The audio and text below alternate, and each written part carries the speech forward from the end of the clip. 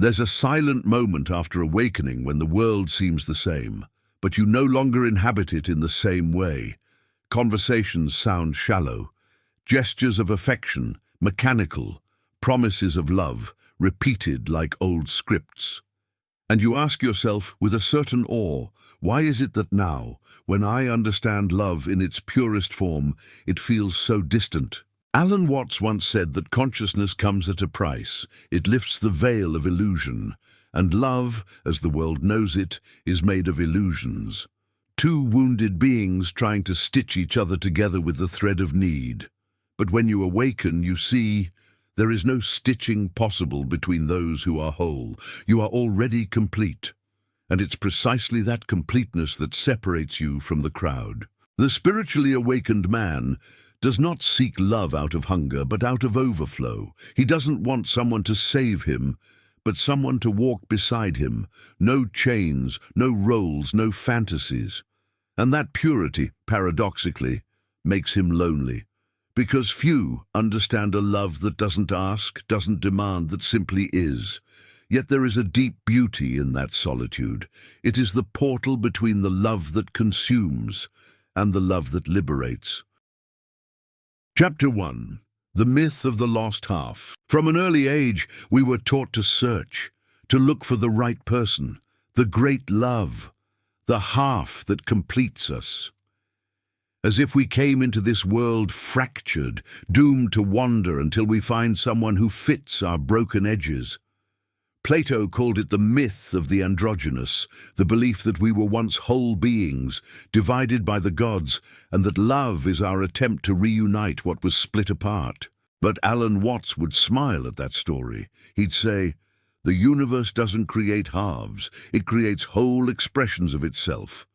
You are not a fraction looking for another. You are totality playing at forgetting itself, only to rediscover that truth in someone's eyes." The problem is that the myth became merchandise. We turned love into a quest, the meeting into a conquest, and presence into a contract. We live in emotional shop windows, collecting connections that never touch us, and the more we try to be chosen, the farther we drift from the genuine experience of being. That's why the awakened man feels out of place in the field of ordinary love, because he no longer seeks a mirror to recognize himself, but a free soul who doesn't need to hold him captive. And few know how to handle a love like that. A love with no guarantees, no ownership, no demands. A love that exists not to complete, but to celebrate what is already whole. When this truth is understood, the myth dissolves, and the void that once was fear becomes space. Space for a new kind of encounter, one that happens not between lost halves, but between entire worlds that recognize each other.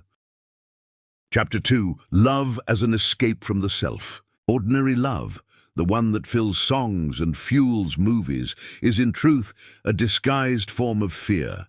We fear silence. We fear the inner mirror. And so we seek someone to distract us from what we truly need to face. Alan Watts said, "The ego is a trick of memory, a way of keeping distance from the now." That's what we do when we love from lack. We use the other as a distraction from our own presence. We want to feel that we matter, that we're seen, that we're needed. But true love is not born from the fear of being invisible. It blossoms from the comfort of already being whole. See, when we love to avoid the void, we turn love into an escape. But the void is not the enemy. It is the cradle of the divine within us. When you face it, it reveals itself as full of silence, of awareness, of everything you sought outside. That's why the awakened seem hard to love. They don't need saving, nor do they wish to save. They've already walked through the darkness of their own being and discovered that nothing there needed fixing. And it's precisely for that reason their love is so pure, because it doesn't arise from the fear of loneliness, but from friendship with it. While the world tries to escape itself through another, the awakened turn inward, and there, seated at the center of their being, they realize that to love is the same as to exist consciously. Love then ceases to be a refuge and becomes expression. It is not escape, but offering. Not dependence, but the sharing of overflow. Chapter 3. The Awakening that Breaks the Spell. There comes a moment when the trick is revealed. You look at the play of human love, promises, jealousy, demands, expectations, and you see it was all theatre. A beautiful theatre, with music and flowers, but still theatre. Alan Watts used to say, "Life is a cosmic game that only becomes painful when we forget we're playing." And that's what happens when you awaken. You remember. You see the invisible strings that move emotional puppets, and suddenly you can't pretend anymore.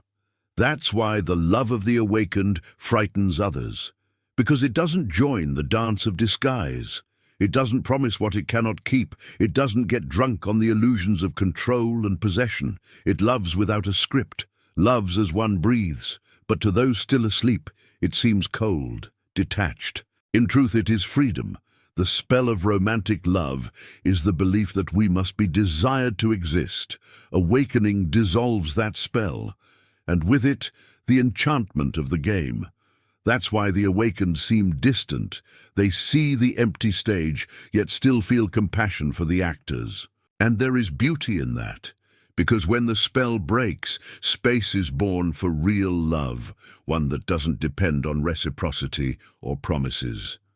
A love that doesn't say, "I love you because I need you," but simply, "I love because I am." Chapter 4. The clarity that ends the enchantment. When consciousness awakens, it illuminates even the subtlest shadows, and what once was enchantment now appears as artifice. Promises of eternal love, passionate declarations, jealousy disguised as care, all dissolve under the gaze of awakened clarity. Alan Watts said, "Once you see the game, you can no longer play it with the same innocence." That's what happens in conscious love. You see the hidden trades behind gestures, the compliment-seeking return, the touch wanting validation, the affection asking for guarantees. And no matter how hard you try, you can't deceive yourself anymore. The awakened do not reject love. They simply no longer confuse it with need. They do love, but with open eyes. They love without trying to possess, without trying to correct, without projecting futures. They love as one watches the sunset, knowing it is beautiful precisely because it cannot be controlled. But such lucidity creates distance. While others seek bonds to feel safe, the awakened seek connections that make them feel free. And freedom scares those still trapped in emotional exchanges. That's why so many awakened souls feel alone, not because they lack love, but because they see beyond the storyline. Ordinary love is a collective dream, and those who wake too soon must learn to walk alone until another awakened one opens their eyes too. Have you felt that? That sense of seeing the game of love and no longer being able to play it as before? Share your thoughts in the comments. Your voice might be the echo another awakened soul needs to hear. Chapter 5. The Sacred Solitude of the Awakened. There's a solitude that is despair, and another that is sacred. The first comes from lack, the second from fullness. The awakened man lives the latter. It's not that he doesn't want company, he just won't accept it at the cost of himself. Alan Watts once said, "To be alone is to realize you are everything that exists." This solitude is not absence, but expanded presence. It's the silence in which the universe listens to itself. Even so, there are days when it feels heavy, days when the awakened watches the world playing at love and misses the time when he too believed in the rules of the game. But that nostalgia is soft, almost tender. It's the recognition that innocence has its beauty, even when it's asleep. Sacred solitude is the womb of true love. It's where the soul learns to love without reason, to give without calculation, to rest without merging. It is the womb of being, the space where love ceases to be a quest and becomes a nature. And in that space, the awakened one sees. The love he seeks in another is the same love that now observes him. It is consciousness in the form of breath, of presence, of being. Solitude then ceases to be a burden. It becomes a sanctuary, a place where love matures until it's ready to be shared without expectation.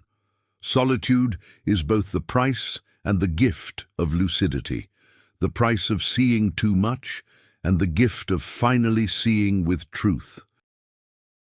Chapter 6. The New Love. Two whole beings who meet. And then, one day, something changes, not because someone appeared, but because you finally became presence itself. And in that state, love returns, not as lack, but as expansion. The new love is not between halves, it's between wholes. It doesn't begin with need, but with choice. Two beings who recognize each other not as saviors, but as reflections of the same consciousness. Alan Watts said that true love is the act of allowing the other to be who they are, completely, without molding, without correcting, without fear of losing.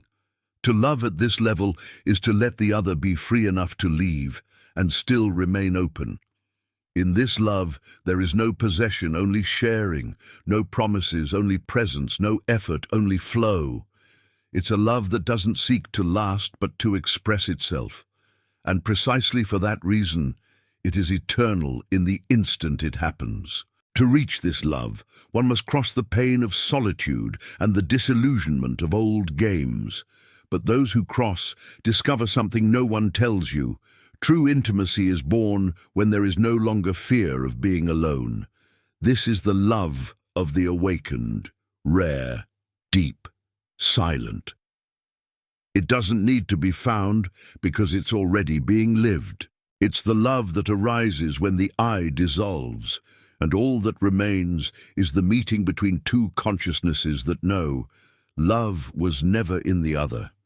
It was always here. Conclusion: to love without needing. In the end, it all comes down to this: learning to love without needing, not because love has lost its brilliance, but because need is no longer its source. The awakened man understands that love is not something to be found. It is something revealed, once everything else is let go. Alan Watts said, "You are the universe looking at itself through a billion eyes." And when that truth echoes within you, love stops being a direction and becomes an atmosphere. You don't chase it, you breathe it. To love without needing is the highest form of freedom. It's the state in which you can look at someone and say, "I love you, not because I lack you, but because I recognize you." There is no drama, no demand, no weight. Only the silent miracle of two conscious presences meeting. But even if that meeting never happens, you will not be alone, because the solitude of the awakened is filled with everything. Every tree, every sound, every unknown gaze is a face of the same love. You haven't lost anything. You've simply stopped mistaking the reflection for the sun. And that's what consciousness does. It brings you back to the source. It teaches you that love was never about finding someone, but about remembering who you are. So, breathe. Allow yourself to love the world as it is, imperfect, transient, alive. And if these words have touched something within you, share them. Tell in the comments what love has become since you awakened. Perhaps your voice will be the mirror another heart needs to remember. True love was never a search, it was always being.